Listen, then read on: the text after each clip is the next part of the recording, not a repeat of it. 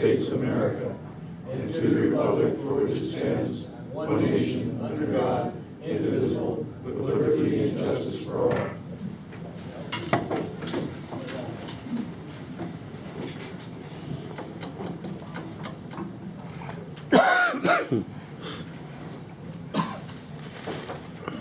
Item is the approval of the minutes from May 27th. Motion and a second. I'll move that the minutes of May 27th meeting be approved as submitted. Second. All right, motion is made second to approve the May 27th. Any additions or corrections? Not an addition or correction, but that is the official recording device, since the other one isn't working. All right. Okay, no additions or corrections. All in favor of approving the minutes, say aye. Aye. Opposed? Aye. Okay, motion carries 4-1 with Commissioner Peters voting yes. Yes. May I ask the commissioner why he's against the minutes? It's a pretty formal process. Is there something objectionable in there, Commissioner Graves? I don't think that they fully reflect what went on at the meeting as far as my comments are concerned on the committee reports. So I'm voting against it.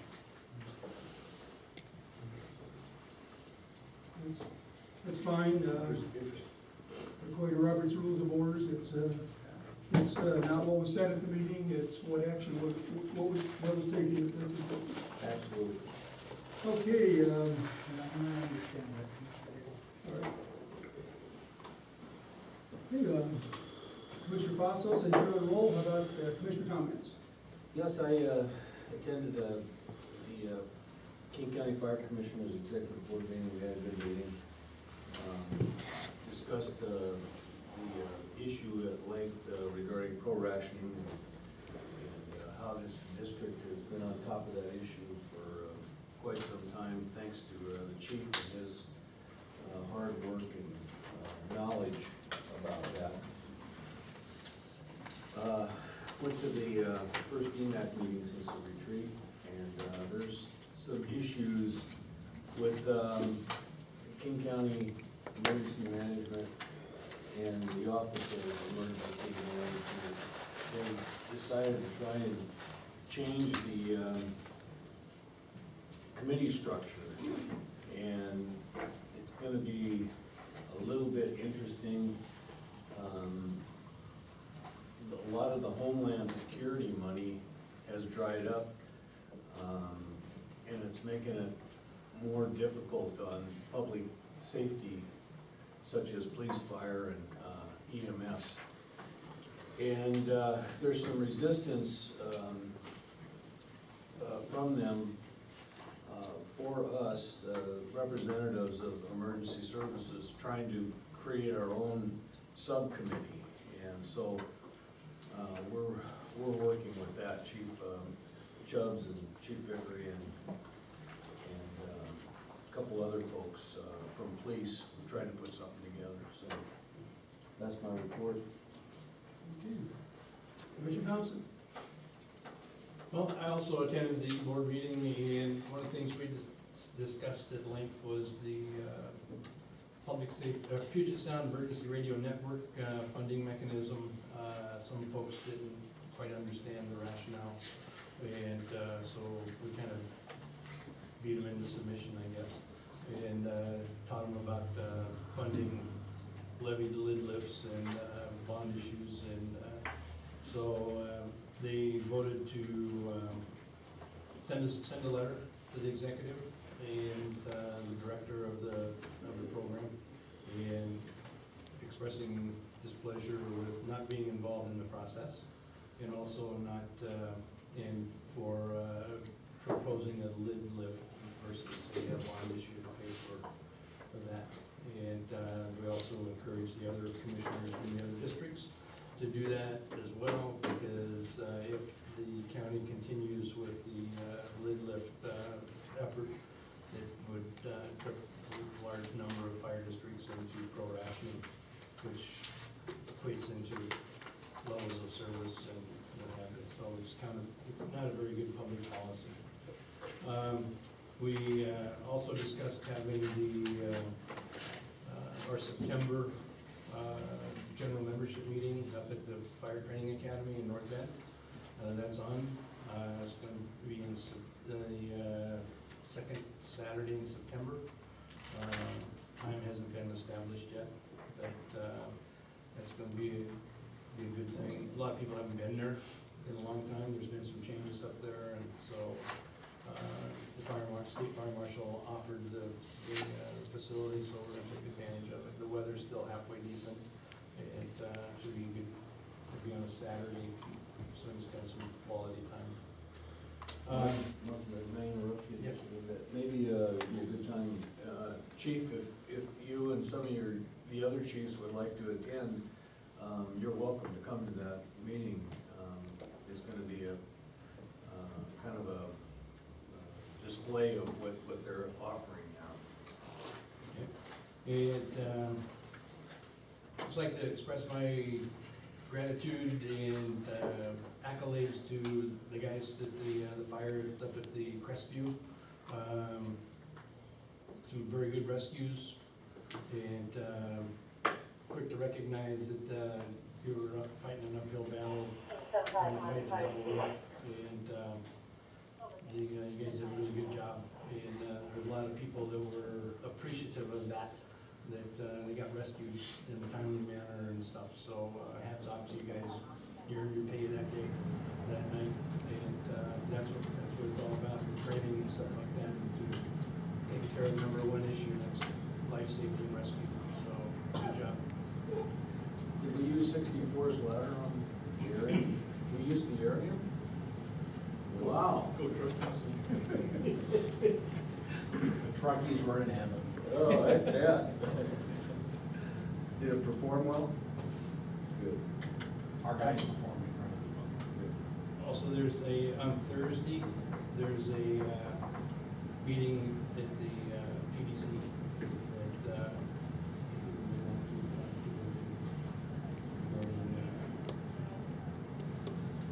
financial statements. Did you say that again? Is that it? It's- Yeah, PDC office in Revere. Maybe I had to go to that, learn some more facts about that. Was that based on the PDC. questionnaire that they sent out? Yeah. Regarding how much information is what the current status is? One o'clock. It's, Thursday.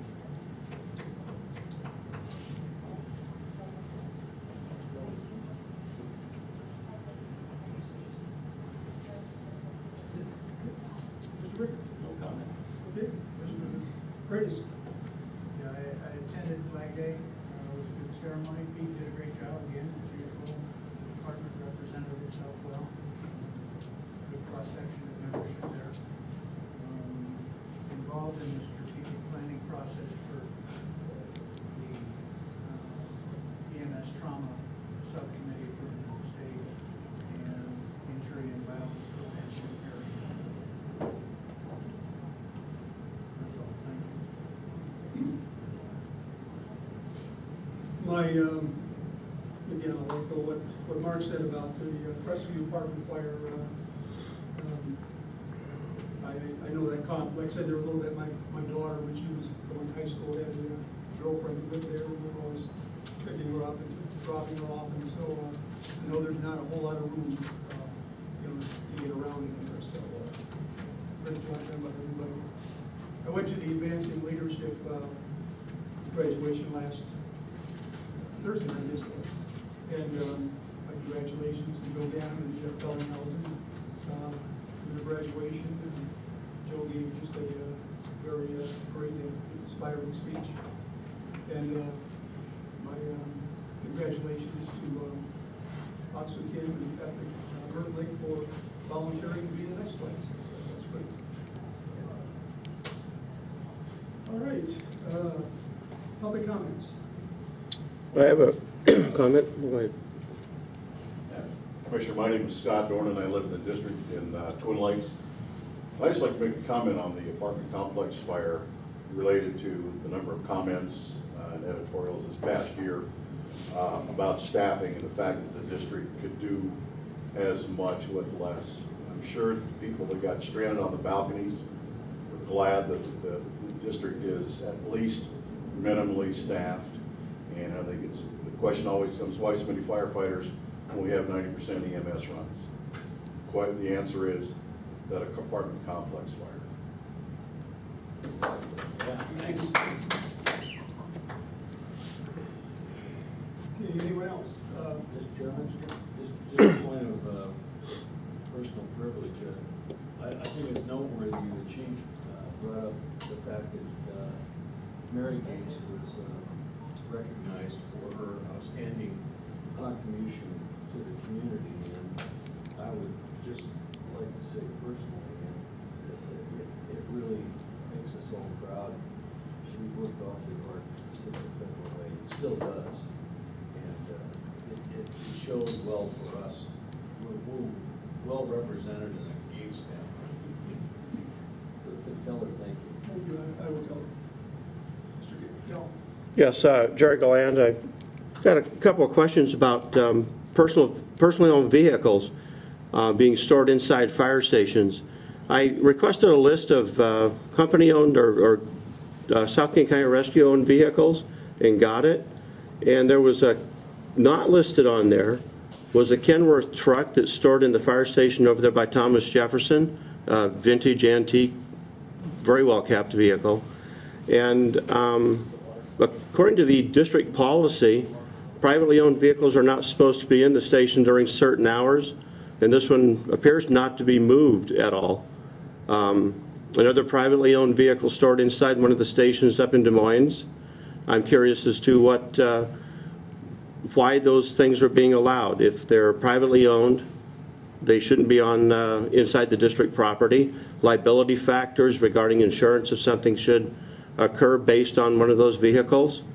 And I believe that the taxpayers are being disproportionately cheated, if you will, out of some revenue. If we're storing those vehicles for these potentially employees but privately owned, are we not collecting revenue on those?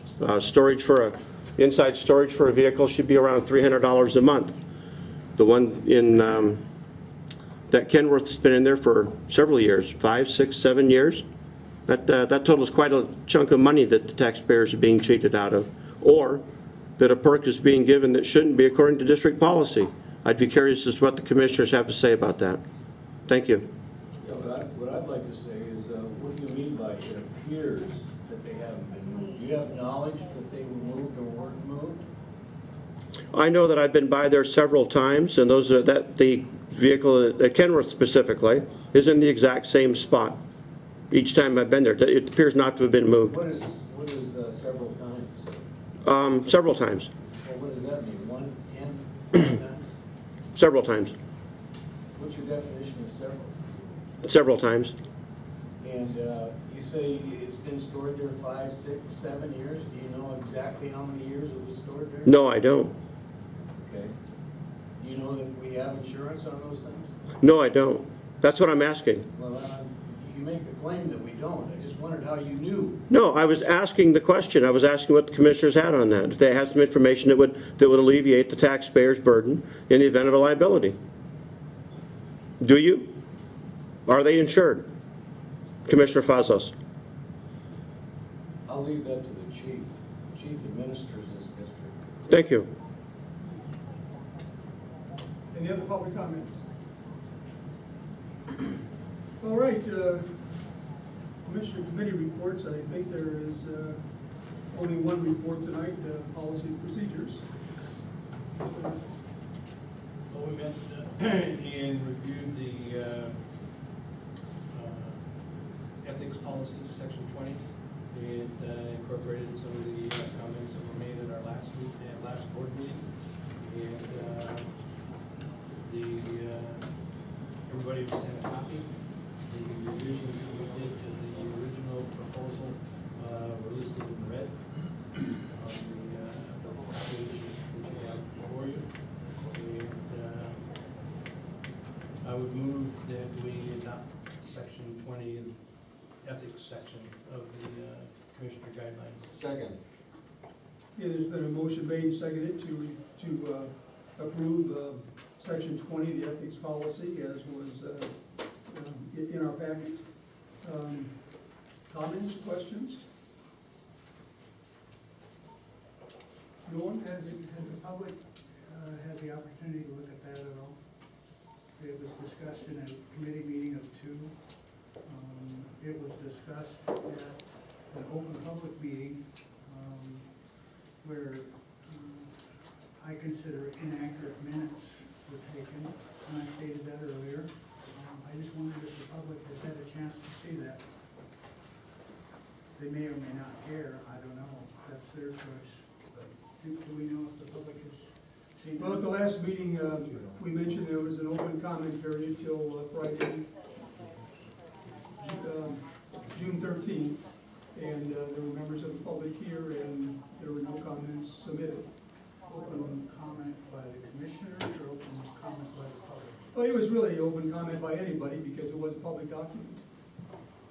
The It was public, presented that night. that the public hadn't seen, the public still hasn't got the copy of it. And I'm just wondering if we're cutting the mustard, so to speak, on the open public meetings information. And Joe will probably have to opine on that. There's no open public meeting issue. It's a public record, there's no question in my mind about that. Has the public seen the I record? don't know if the public has requested it. Has there been a public record request? But it's been a public record, as far as I know. It was in draft form, but there wasn't any public record request for it, so there hasn't been any exemption claim. Okay, thank you. Mr. Chairman, I'd like to have a clarification from Mr. Freitas when he makes a public comment about inaccurate minutes. What is he referring to?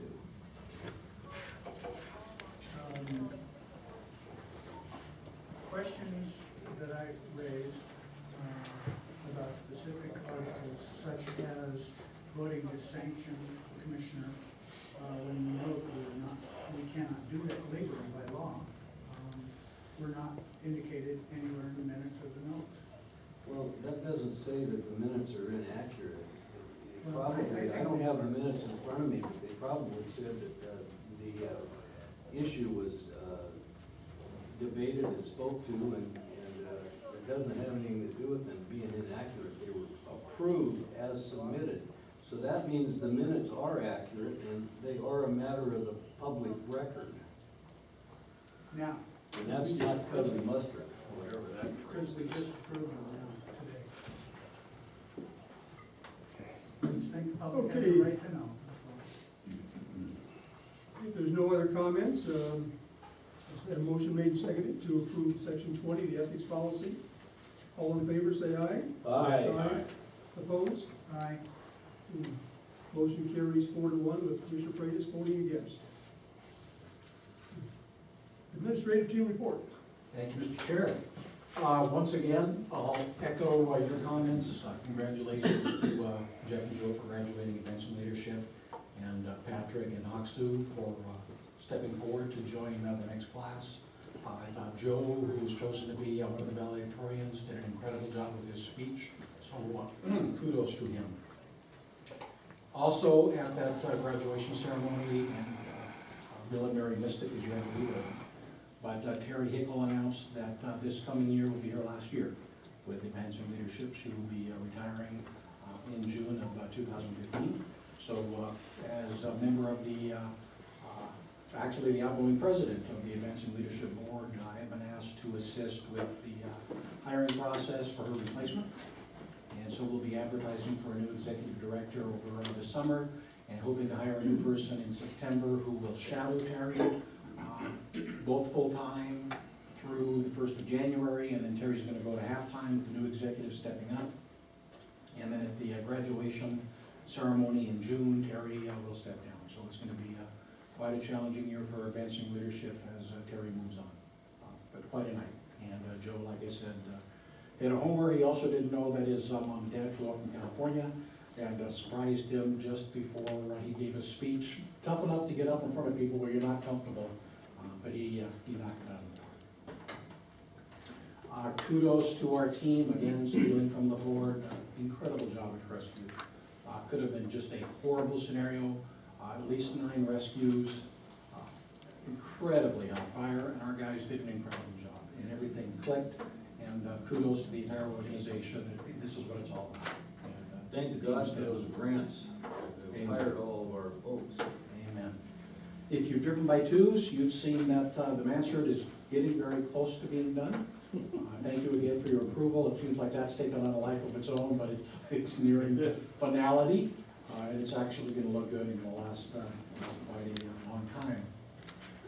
We are still working on bond numbers to present to the board, and we'll be looking at coordinating with the chair to set up a bond workshop with the entire board.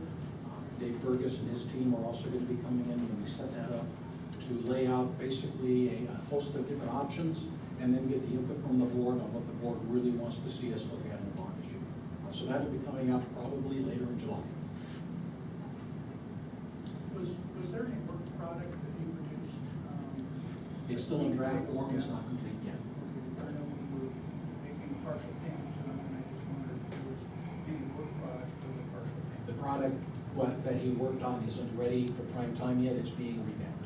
We had a lot of questions and a lot of changes based on his initial work. Or look at comments. The board will get to see everything and the entire work product, and then it'll be subject again to public requests, and somebody will end up getting it. So, Thank you. we're still awaiting comments from the county. As you all know, the commissioners have been working on the concern issue.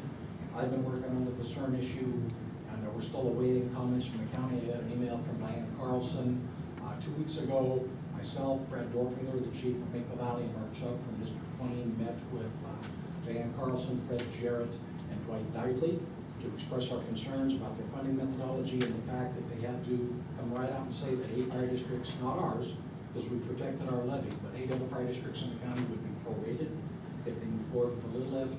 We raised that concern, and now they are going back to work on some different options to try and alleviate that concern. I got an email from Diane today saying they're still working on it and should have something back within the next couple of weeks. So in good faith, we're sitting tight, but at some point we may have to head down and see the exec. So we'll give a couple more weeks and see where we're at. And finally, in response to the misinformation that was brought up this evening, it's too bad that the facts can't be brought out before information is blogged out to the public. But to let you know, we are within policy. As far as the one antique engine that is parked in the station 65, it has been approved by policy by the station captain and the chief of ops. And actually that antique rig is used in community events, so it actually benefits the district and the community, which is great. The other antique apparatus we own, which is at Station 66 in Des Moines, and parked inside, not outside. If it's parked outside, it was only because it was down here for a couple days being worked on, unlike what is stated in the blog. And it's really no different than our ham radio equipment. We don't charge rent for that. It benefits the community greatly, and therefore benefits the district as well. Same thing. How does that ham radio benefit the district? Do we use During major disasters, it's available for use. So it does benefit the district, therefore benefits the community, and the same thing with the antique. We don't get charged for fuel, and under our umbrella coverage, it is taken care of. So once again, it's unfortunate that this information is broadcast before the truth comes out. Now you know the truth. And that's my report for this evening. Dave on finances. Yes. During the month of June, we've spent $1,806,151.28 as follows. In mid-month utilities and the credit card payments were $37,500.17. Accounts payable warrants to the vendors were $617,664.34. Direct deposit payroll was $935,939.64. We did 4 payroll warrants. So these are new part-time hydrant testers. Okay, to get a paper warrant. $3,129.25. And the payroll taxes were $211,986.25. $917.88. And we were 1.25 over budget through the year, which isn't bad. As you know, we have some overtime, a great portion of which has been filled out to FEMA.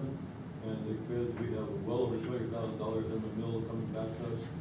The OSO overtime and the overtime for the blue card training. That's all reimbursable, one from either FEMA or under the system of firefighter grant. So that money has been filled out.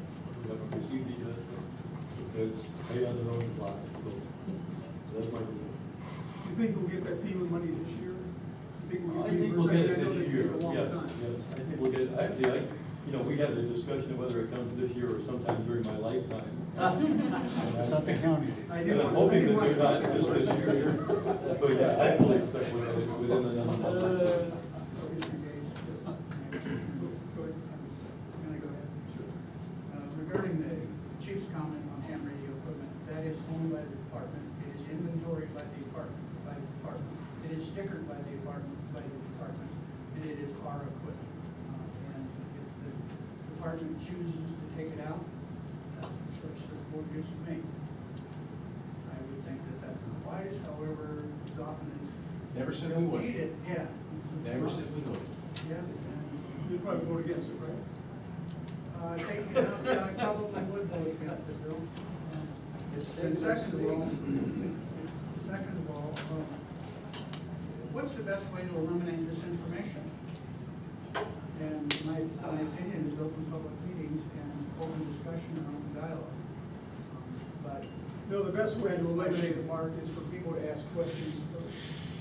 To call the district or Lake Haven or whoever it is and find out about things before they write an article in the paper and they're wrong. we agree. Asking questions and getting answers is the solution. That's what I'm looking for. Thank you. Any other comments? We are adjourned. Thank you.